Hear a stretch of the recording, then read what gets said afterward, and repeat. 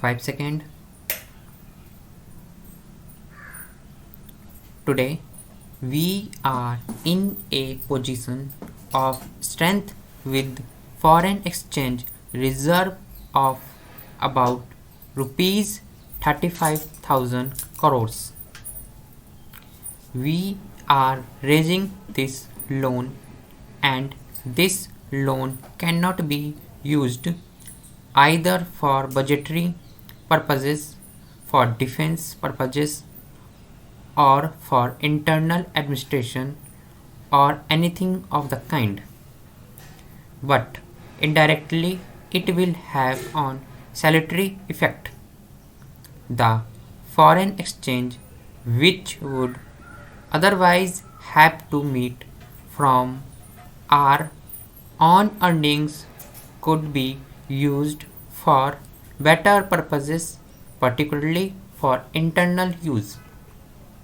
But this amount as such will be transferred to the Reserve of India, and people who want the foreign exchange must pay in rupees to the Reserve Bank of India and request release of foreign exchange from the Reserve Bank of India. This is the modality of operation. This question was asked: is it necessary to have this large loan? What I have established is only a line of credit. I have not borrowed rupees 5,000 crores, but I have established a line of credit by which I would be entitled to borrow up to rupees crores in the course of 3 years if I want. At the present moment, it appears that we may require it, but there are possible of our not being under pressure to use this money under certain circumstances. For instance, we may increase our oil production, and if we increase our oil production, then out import of oil go down, and to that extent we will not be requiring foreign exchange. The honorable member said your refinery capacity is full employed, so what will do you? What is usually done in internal oil businesses, in you swap the crude for the produce, and if we produce a large quantity of crude in our country, we will be able to swap crude for the products with other countries, and we will be able to reduce a very large extent our import of oil products. I am believer of God, and God willing, it will may be that if the prospects which we have in oil exploration, particularly in the Bombay, high in the Godavari basin and the Kaveri basin, prove to be successful in the course of 7 or 8 years, it would be possible to reduce our dependence on imported oil to become more or less self-sufficient. This is possible only when concerted effort is made by the state government to achieve the targets laid down for production in the 3 years to come. But in any event, we expected up to 2000. 70% of our requirements would be met by us and rest will have to be imported. You have invited me here on an auspicious day for this auspicious opening ceremony. I have come here gladly for a variety of reasons. Perhaps some people might wonder what is the connection between Gandhiji and this great factory, for he was apparently not favored great factories. He thought much more of the village and the home, and yet I feel that this idea is due to a basic misapprehension.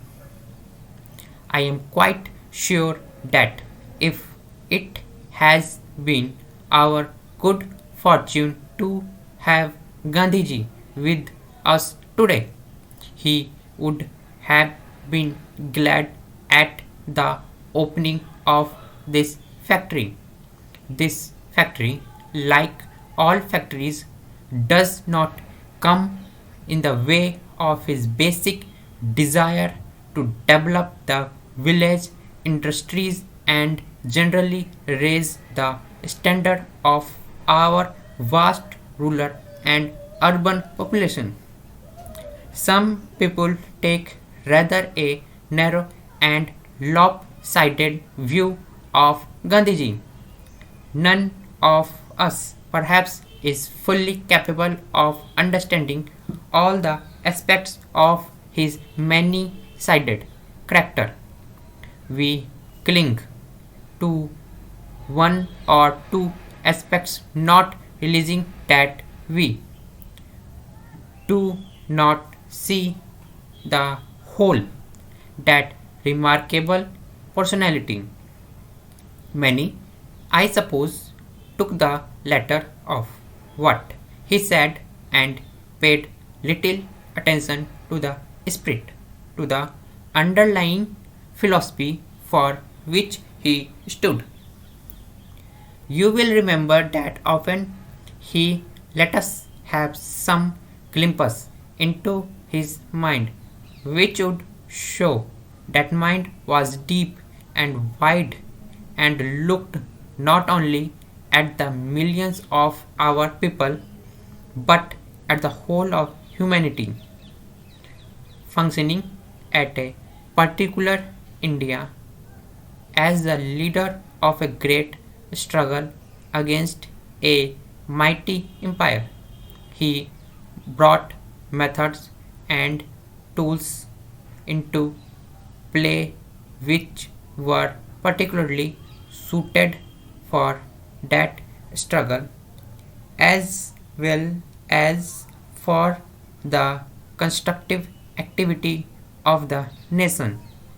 He laid stress on village industries and crucially enough, even those who were critical of him, who were skeptical about village industries and the like, today stand for village industries and the development of our rural areas. Others have arrived only gradually, and there is no conflict between that conclusion and this factory and other big factories that we might build because we try to coordinate the two approaches. There can be no real well being or advance in material standard in India without the big factory. I shall venture to say that we cannot even maintain our freedom without big factories. We cannot keep pace with the modern world unless we adopt the latest techniques, where it in for the big factory or the small or for village industry.